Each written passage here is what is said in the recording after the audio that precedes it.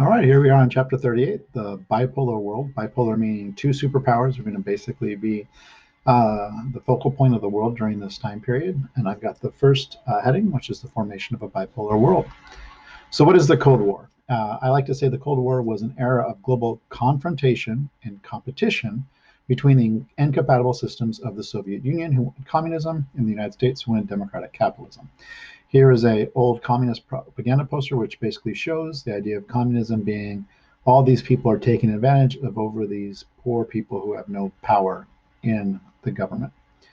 So the United States again wants capitalist democracy, and they want to basically build off of their success that they've had with World War II and work with Western Europe. The Soviet Union wants to encourage communism as part of a big worldwide workers' revolution. They need to rebuild their economy and hope to use Eastern Europe to do that. And so we have these two different superpowers who are against each other. These two blocks are incompatible. You can't have a communist system which makes everything equal if people can out earn each other. And so that's one of the big conflicts between them.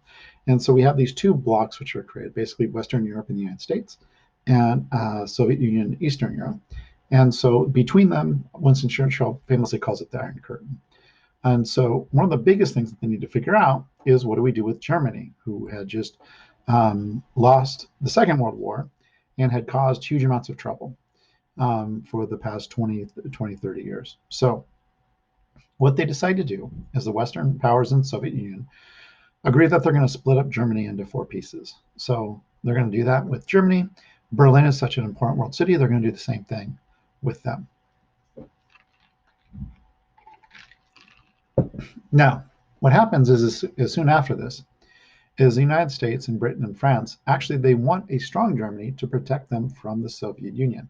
So they're going to merge the three sections, as they are also with West Berlin.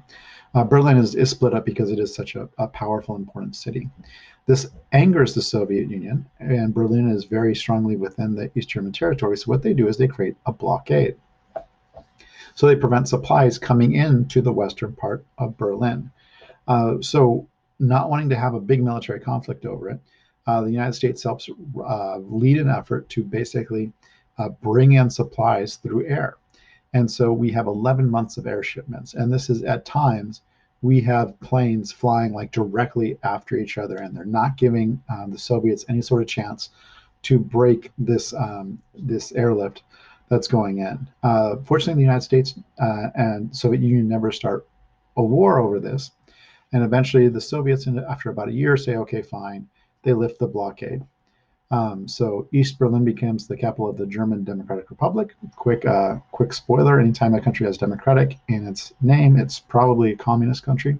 And then Bonn becomes the capital of the Federal Republic of Germany. And this is a huge issue, having the city which is split west and east. We're going to have over 3 million East Germans, usually the smartest, the best, the brightest, are going to flee to try to get out of the communist system that the Soviets had set up.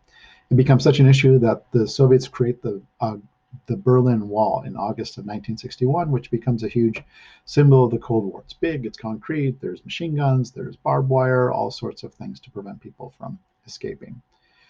So one of the questions you might have is, well, why didn't we just have a war? Well, the reason we didn't have a war was because of what military capabilities had turned into. Is the United States had nuclear weapons available to them, and any sort of war situation, or a true war situation where both countries are at risk, you eventually are going to have to use your best and most destructive weapons. And what will happen is very quickly after the World War II, the Soviets will also have nuclear weapons. So what we do is we basically have these two blocks. The Western Europe and United States is NATO, and then Eastern Europe and Soviet Union is the Warsaw Pact. And each side says, hey, if you attack any of us, you attack all of us. Now, this military arms race is so all-consuming and difficult that they just keep getting more and more weapons and better nuclear weapons. By the end of the 60s, we have reached a thing called mutually assured destruction, or MAD, which is very distressing to live through, as I can explain to you. But it is a form of safety. The idea is that we had so many nuclear bombs that if we fired one, the Soviets would fire back immediately and both sides would be decimated. And so even though it was very tension filled, it still was something that was used to kind of deter us from actually going to war with each other. This first type of strategy we used to try to work with communists, because again, if we're not going to go to war, that means we're not going to go into Russia and like attack Russia and stop them from being communist. So we were going for a thing called containment. So what we did is we created something called SEATO, Southeast Asian Treaty Organization, which is kind of like the Asian version of NATO for the countries who don't want to become communist. And this is to try to stop what's called the domino theory, which is a very important political theory that was in the United States at the time. And this idea was is this communist worldwide revolution might actually happen. And we did have some evidence. We had Russia, and then once World War II was done, China, part of Korea, part of Vietnam. And what people were afraid of was that just all of Asia eventually, and then the rest of Europe, and everyone would be swallowed up into this huge totalitarian type of government and economy. So we end up having these things called proxy wars, which we see throughout the Cold War. Again, we can't go to war directly with each other, or we're going to get into nuclear warfare. And so we fight by proxy. We support some people, others support others, and then we fight that way. So as I mentioned, Korea is one of these countries which some people wanted to be communist and some wanted to be democratic capitalists. So there was going to be an election that was going to, so that all North and South Korea could vote together. And again, they're incompatible systems, so one's going to win and one's going to lose. Before that can happen, though, North Korea invades in 1950 and actually gets the jump on South Korea and captures Seoul, and actually captures most of South Korea. Now, to respond, the United States leads an effort with other countries, with the United Nations, to take South Korea back. But instead of just using this established beachhead and trying to fight forward, MacArthur is brilliant, and he attacks from the west, which you can do when you've got a navy and when you're on you have a peninsula like this. So the U.S. actually surprises everyone by landing in Seoul and takes back that, quickly dispatches this army because they're split, and then starts moving forward. Because again, the idea from the West is that, of course, these people don't want to be communists. They're just acting like it, or they're under threat. So as MacArthur is leading us up to the north and to the north, there's a question of, hey, do we invade China too? China, feeling a bit nervous about UN forces getting so close to their border, start aiding the North Koreans and start pushing back. And so what ends up happening is eventually we get along, you guessed it, the 38th parallel again. And this is one of the great tragedies in the world's history. This is a situation where 3 million people are going to die for no reason. The parallel is essentially the same. And so no peace treaty is officially signed. They just have a ceasefire. We will see if North Korea, long story that I don't have time to get into, we'll see if North Korea thaws and eventually becomes part of South Korea. Now, this leads us to realize that we need to kind of change tactics, is that there is going to be a time, it's not enough to contain, eventually there will be a time where we might have to go to war. And so the new U.S. policy is going to be called Brinkmanship, which is the idea that you have to be willing to go to the brink of war, to the brink of it, and that will eventually get them to, that will get the Soviets to back off. This is very similar to the idea of one of the lessons of World War II is you can't let a totalitarian leader take whatever he wanted, like Hitler. And so the idea was you got to stand up to him. You got to say, yeah, I'm going to war. And if we all die, we all die. So we see this policy happening in a lot of places. We see it in Vietnam, and we see it, and so we have some troops that end up going over there, and we'll talk more about the Vietnam War later. So there's a few hot spots that I've kind of gone through. I've gone through Berlin. I've talked about North-South Korea. We're going to let North and South Vietnam simmer for the moment. And then the other hot spot we can talk about is Cuba, because you'll notice there's no communist allies over here in the Americas until we have Cuba. So Fidel Castro leads a revolution in 1959 against the very capitalist regime that was in Cuba at the time. He at first says, I'm just getting rid of the corruption, and they'll have elections. And he says, forget about the elections. So what happens is the United States has this issue is, well, what do we do? And so they are a bit, if the people want to be communist, they don't want to necessarily invade because they don't want to start a huge war. They're also at the doorstep of the United States. So the Soviets very happily start giving massive aid because this is their chance to be within a stone's throw of the United States and attack if they want to. So this leads again to the Bay of Pigs. What the Bay of Pigs was, it was an operation. Again, the United States couldn't directly attack Cuba because that would be an act of war, and then the Soviets would get involved.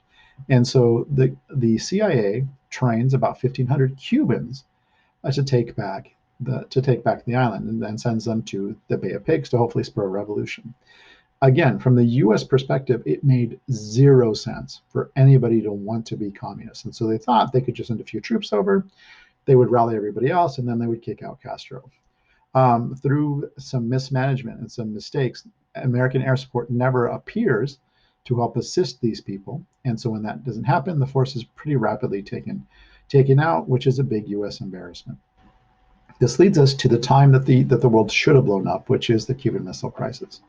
So in '62, the Soviets realized, okay, that the U.S. is going to eventually get rid of the Cuban Communist Party, so they start assembling missiles in Cuba.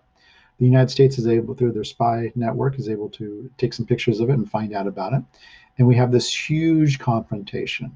Now, fortunately, eventually the Soviets concede and they take out the missiles with a guarantee from the United States that the United States will no longer keep trying to take out Castro and his communist government.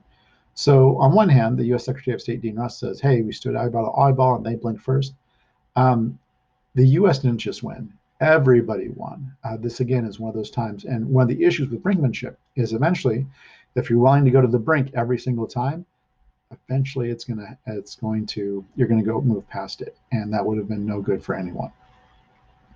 So outside of these kind of military conflicts, another race that we've got is the space race. So again, with an arms race or space, one side figures this out, so the other side has to get there and actually wants to get past it.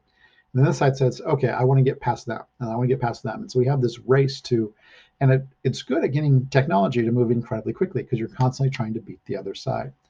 The Soviets have the first initial success in going to space. They send the first satellite, which is called Sputnik. They send the first man who orbits space, Gagarin. And so the U.S. decides, this is where the term a moonshot comes from, is that the United States, realizing they keep falling behind, says that we are going to land to the moon. So they set up NASA, and we are the first country to send someone to the moon in July of 1969. A great step for the United States, but also a great step for the entire planet, as humanity did what we thought was impossible. But that doesn't mean everything was great within the United States. One of the issues we have at first is, again, communism like Lenin and Stalin and Mao is scary. It is. It brooks no one talking back to it. You get killed, you get kidnapped, you lose your stuff, and you're at the mercy of the Bolsheviks or the centralized Soviet government to do whatever it is you need. And so a lot of people were scared of there being spies. And so Joseph McCarthy is going to take advantage of that and do a lot of lying, claim that he knows of all this huge communist conspiracy going on, which got people really scared until people figured out he was full of McCarthy. And so they stopped listening to him. But that was called the Red Scare. The other thing that was happening is the role of women was changing in the United States. And we had what could be kind of considered as the birth of widespread feminism.